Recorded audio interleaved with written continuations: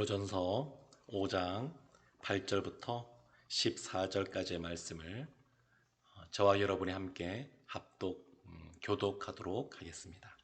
제가 먼저 8절 말씀부터 보겠습니다.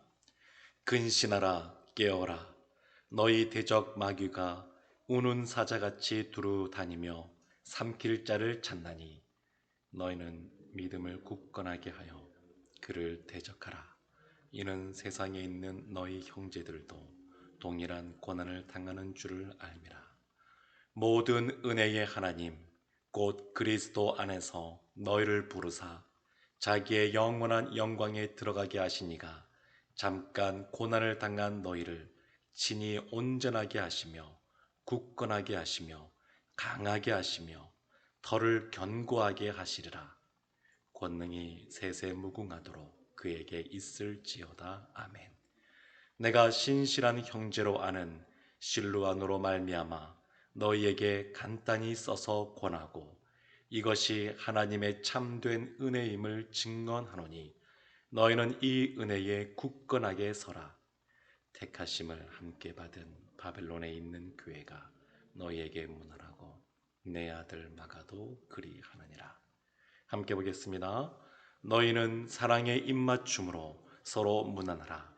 그리스도 안에 있는 너희 모든 이에게 평강이 있을지어다. 아멘. 오늘 본문은 베드로전서 가장 마지막에 나오는 마무리하는 그러한 단락입니다. 오늘 본문 시작되는 이 8절을 보게 되면 근신하라 깨어라 이렇게 시작합니다. 근신하고 깨어야 될 그 내용이 그 앞에 나와 있는 7절 말씀인데 7절에 이렇게 나와 있습니다. 너희 염려를 다 주께 맡기라. 이는 그가 너희를 돌보심이라. 모든 염려를 다 주님께 맡기라는 겁니다. 주님께서 우리를 돌보신다. 그러니까 하나님에 대하여 우리가 하나님의 어떤 분이신지 고백할 때 하나님은 우리의 생사 화복을 주관하시는 분이십니다. 이렇게 고백하는데 우리의 삶과 죽음 이 모든 것뿐만 아니라 화복, 우리의 모든 그러한 어려움과 또한 우리가 복을 받는 것도 다 하나님의 손에 달리는 줄로 믿습니다. 이것을 믿으면 우리가 염려하지 않고 우리의 마음의 근심을 주님께 맡기고 하나님 안에서 주님이 주시는 평안한 삶을 살게 될 줄로 믿습니다. 어떤 한 회사의 사장님이 가정이 중요하다라고 생각해서 가정에 있는 배우자들이 그 직장 생활하는 사람을 잘 도와줘야 회사가 더 발전한다 생각을 해서 하루는 간부급 되는 그런 배우자들을 다 초청했다 그럽니다. 그리고 이렇게 격려해주고 또 감사하다고 얘기해주고 이렇게 시간을 보낸 이후에 혹시 하실 말씀 있으신 분은 말씀해 보십시오. 이렇게 했는데 한 과장의 아내 되시는 분이 번쩍 손을 들고 일어나서 이렇게 말했다 그럽니다. 사장님, 저희 남편이 얼마나 집에까지 와서까지 회사를 새 가지는 줄 아십니까? 그냥 집에 와서도 회사 걱정 때문에 집안일을 못합니다. 그런데 왜 우리 남편은 과장으로 있고 동기들은 다 부장과 이사로 승진하고 여전히 승진을 못하고 있습니까? 이렇게 질문했다 그럽니다. 그 사장님이 약간 곤란한 그런 질문을 받아서 그 남편의 이름이 누굽니까? 묻고 난 다음에 그 아내 얘기를 듣고 나서 이렇게 말했다 그럽니다. 고개를 끄덕이면서 그 이 과장은 회사 와서는 집안 걱정 때문에 회사 일을 못합니다. 이해가 되셨습니까? 집에서는 회사 걱정, 회사에서는 집안 걱정. 그러니까 이 염려만 하고 살다 보니까 일을 못하는 겁니다. 그러니까 승진이 안 되겠죠. 그러니까 지금 이러한 염려한다고 해결되는 건 아니니까 근신하고 깨어라. 깨어 있어서 이런 염려를 붙잡고 살지 말고 우리에게 우리를 돌보시는 하나님께 그것을 맡겨 놓아라. 이렇게 말하고 있는 겁니다. 이것이 앞에 연관되어져서 근신하고 깨어야 될 내용이고, 이 뒤에 나오는 내용과 연관지어 보게 되면 근신하고 깨어야 될 것은 뭐냐면 8절에 너희 대적 마귀가 우는 사자같이 두루 다니며 삼킬 자를 찾나니, 우리에게 대적이 있다는 겁니다. 마귀 대적. 그러니까 이 대적 마귀가 우는 사자처럼, 우는 사자. 그러니까 사자가 이빨도 강력하고 발톱도 강력하지만 이것을 아는 사람들은 그 울음소리만 들어도 움츠러들게 되는데, 이러한 마귀가 우는 사자와 같다는 겁니다. 존 버년이 쓴 철로 역정이라고 하는 그 책에 보게 되면 이 순례자가 길을 가는데 양쪽 옆에 사자가 있는 그러한 길을 지나가야만 됐었습니다.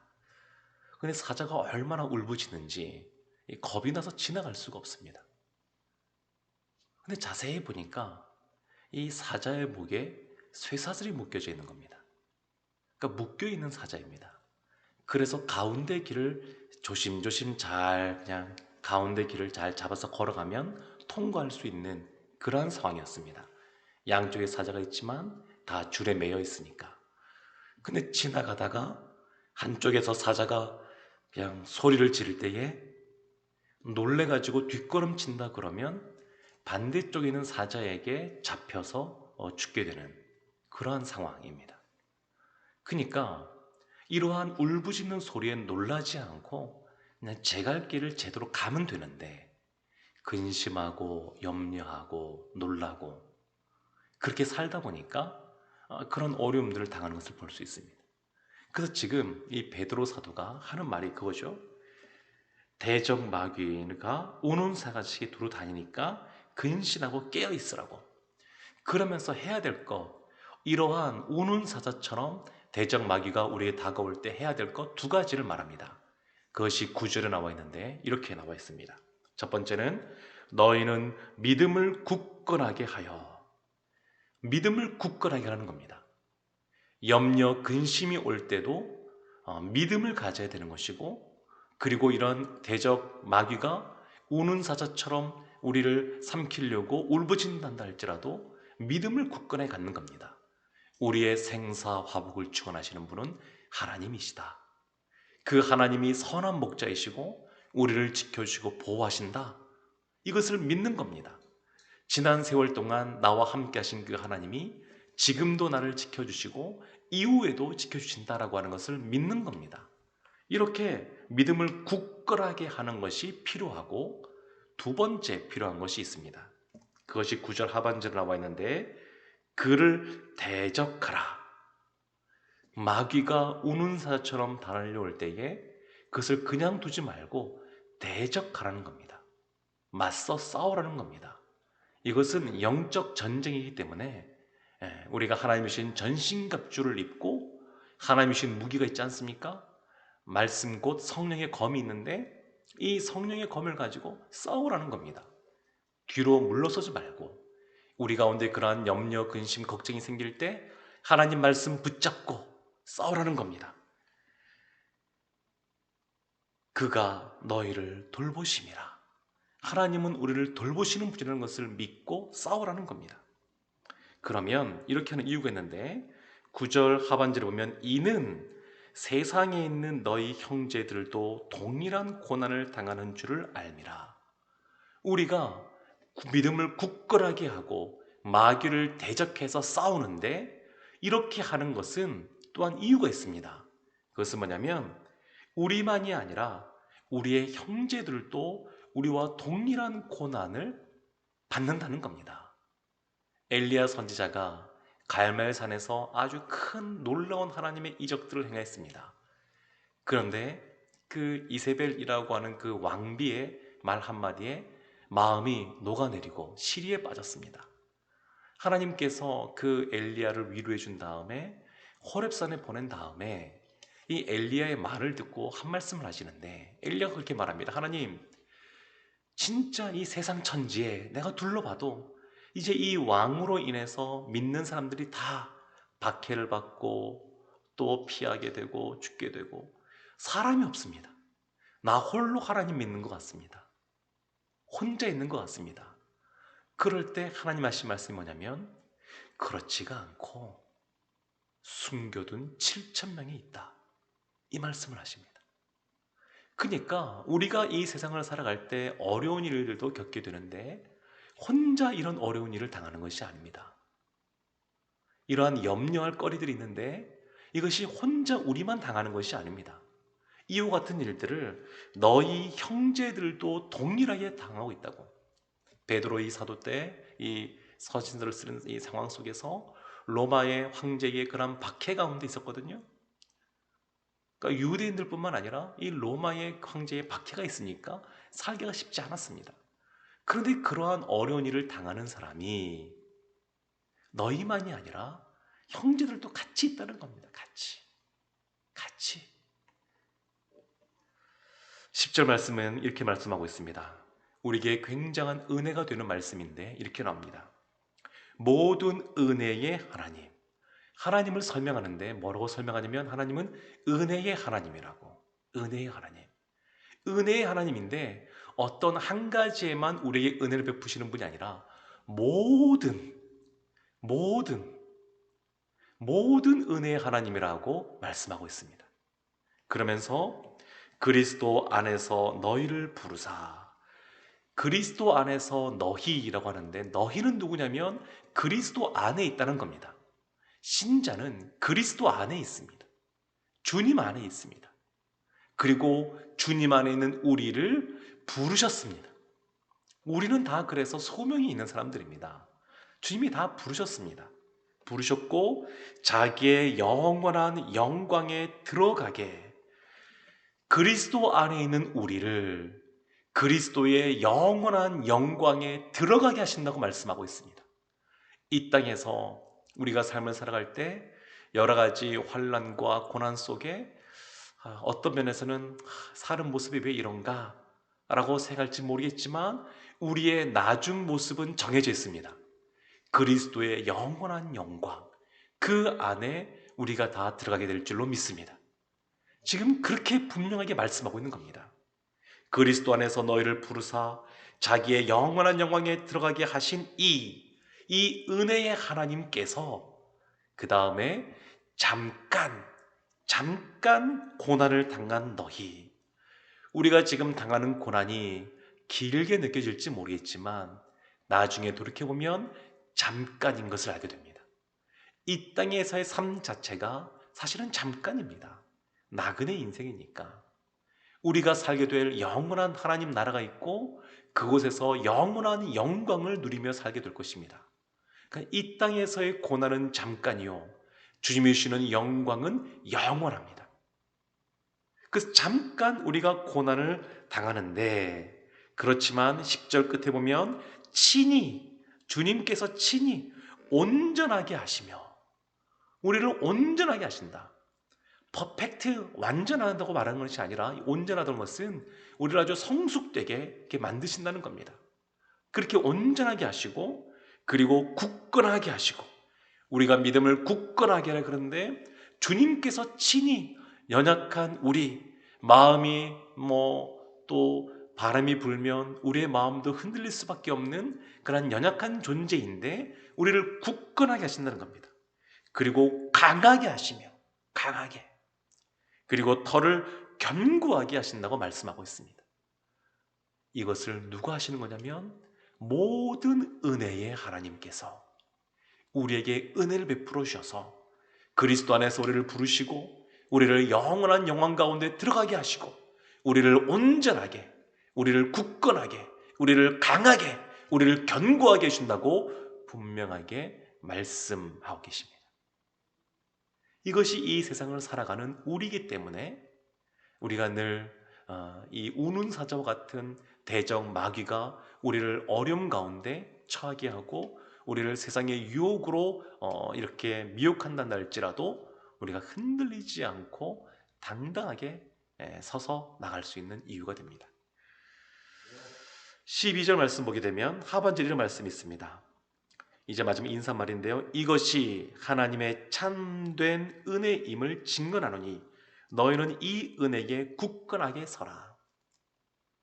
제가 이렇게 뵈니까 이 새벽에 나오신 우리 성도님들은 이러한 은혜 가운데, 이러한 하나님이 베풀어 주시는 이러한 은혜 가운데 지금까지 살아오셨고 또 많은 이러한 경험들이 계시는 분들이라고 여겨집니다. 근데 이러한 그 은혜에 우리가 더욱더 굳건하게 서라고 말씀하고 있습니다. 굳건하게 서라. 그러면서 13절에 이런 말씀이 있습니다. 바벨론의 택하심을 함께 받은 바벨론에 있는 교회가, 여기서 바벨론은 이미 망했거든요. 그래서 여기 말하는 이 바벨론은 남유다를 멸망시키고 다니엘과 그 세 친구를 포로로 잡아갔던 그 다니엘이 아니라, 그 바벨론이 아니라 로마를 상징하는 말입니다. 로마를 일컫는 말입니다. 이 로마에 있는 교회가 너희에게 무난하고 내 아들 마가도 그리하느니라. 베드로에게는 그의 영적인 아들 마가가 있었습니다. 사도 바울에게 그런 디모데 또 디도 이런 사람이 있었던 것처럼 사도 바울 이 베드로에게도 이 마가가 그와 같은 존재였습니다. 그리고 홀로 있는 것이 아니라 이 로마에 있는 교회도 이 터키 지역에 있는 이 갈라디아 지역 이 주변에 있는 그 교회들과 함께 택하심을 함께 받았다라고 하면서 우리가 함께 너에게 문안한다 이렇게 말합니다. 사랑하는 성도 여러분, 신앙생활은 홀로 하는 것이 아닙니다. 교회는 한 개만 있는 것이 아니라 여러 교회가 있는데, 이 교회들이 다 이 땅에 있는 지상의 교회들은 그리스도 안에서 또한 하나임을 지금 말씀하고 있습니다. 우리가 주님 안에서 한 교회이고, 그리고 우리 성도님들도 주님 안에서 한 형제요 자매인 것을 볼 수 있습니다. 베드로가 마가와 피 한 방울 섞이지 않았지만 내 아들이다, 나의 영적인 아들이다 이렇게 말했던 것처럼 우리도 우리의 또 가르치고 배우는 관계 속에서 이러한 영적인 관계들이 형성이 되어지고, 또 예수님 때문에 우리가 영적으로 형제요 자매인 것을 볼 수 있습니다. 그리고 우리가 어떤 면에서는 함께 고난을 당하고 견디고 있습니다. 그리고 이것이 우리의 힘이 됩니다. 하나님이 엘리야에게 너의 주변에 너가 눈에 보이지 않지만 7,000명의 사람들이 함께 있다, 이 말이 엘리야에게 위안이 되었던 것처럼 우리도 하나님께서 홀로 두지 않으시고 우리 옆에 같은 순원분들, 전도의 분들, 또 우리 가족들 함께 두셨습니다. 그리고 함께 이것을 견디어 나가라고 말씀하고 계시고, 그리고 우리는 결국 우리의 생사화복을 주관하시는 하나님께서 결국 우리를 선한 목 되시는 주님께서 가장 아름다운 길로 이끌어 가실 줄로 믿습니다. 돌이켜보면 하나님의 은혜라는 고백이 우리들 가운데 늘 흘러넘치게 될 것입니다. 주님께서 친히 우리 가운데 온전케 하시고 굳건하게 하시고 강하게 하시고 그리고 견고하게 하시는 그러한 은혜가 늘 흘러넘치시기를 주님의 이름으로 축원합니다. 아멘. 기도하겠습니다. 하나님, 우리가 당하는 고난은 잠깐이요 우리가 누리게 될 영광은 영원한 줄로 믿습니다. 이것을 홀로 감당하는 것이 아니라 우리에게 옆에 있는 형제, 자매, 지체를 함께 허락해 주시고 함께 견디며 이겨나가게 해주시니 감사를 드립니다. 오늘도 우리가 삶 속에 살아갈 때에 하나님께서 믿음의 동력자들을 붙여주셔서 그들과 함께 동력하여 또 마귀를 대적하고 승리하는 삶을 살아가는 우리 모두가 되게 하여 주옵소서. 예수님의 이름으로 기도합니다. 아멘.